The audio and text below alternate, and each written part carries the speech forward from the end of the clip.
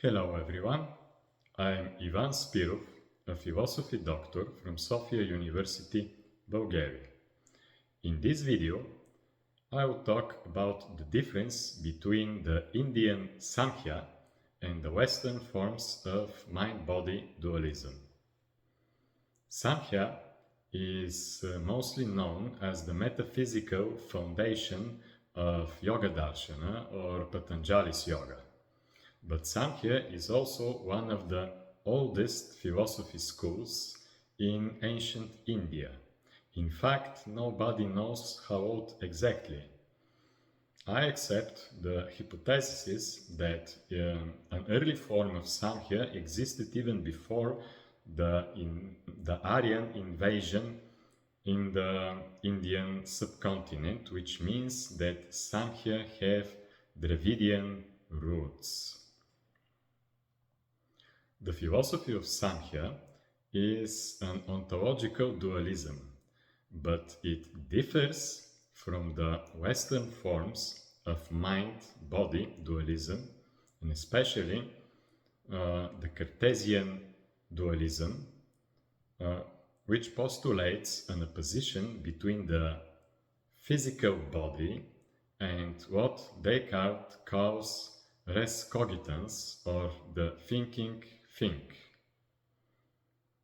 If we put it simply, Cartesian dualism is a position between the physical body and the cognitive processes.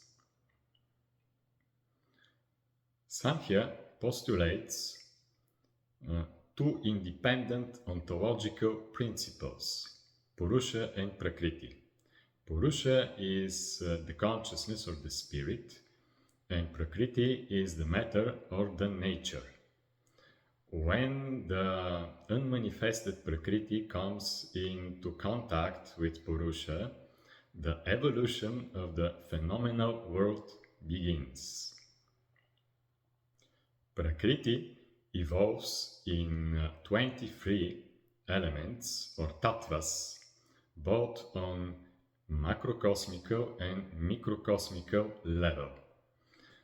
We are talking about anthropology, so we'll put aside the cosmogonical concepts of Samkhya. Now, the first three elements of Prakriti in the evolution of the microcosmos are Buddhi, Ahamkara, and Manas. The next are the five sensory capabilities, the five action capabilities, the five subtle elements, and the five gross elements. Now, what are Buddhi, Ahamkara, and Manas? Buddhi is often translated as intellect, but that's too undefined. In fact, Buddhi corresponds to the Cartesian concept of res cogitans, or the thinking think. Buddhi is a collective noun for the high-level cognitive functions such as decision-making, problem-solving, abstract thinking, and concept formation.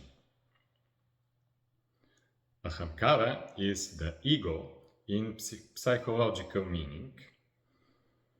Manas is often translated with mind, but that's incorrect, because the English word mind can be confused both with cognitive functions, which is Buddhi, and with the consciousness, which is Purusha.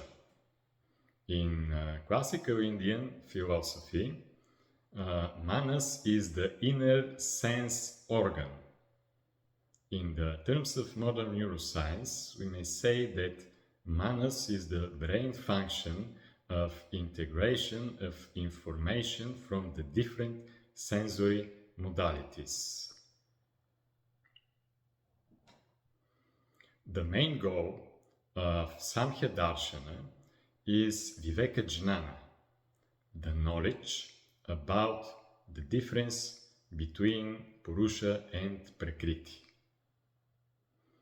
And as we now know, our cognitive, affective, and behavioral processes belong to Prakriti. Most of the Indian philosophy schools, no matter what terms they use, are making difference between consciousness in itself and the cognitive functions.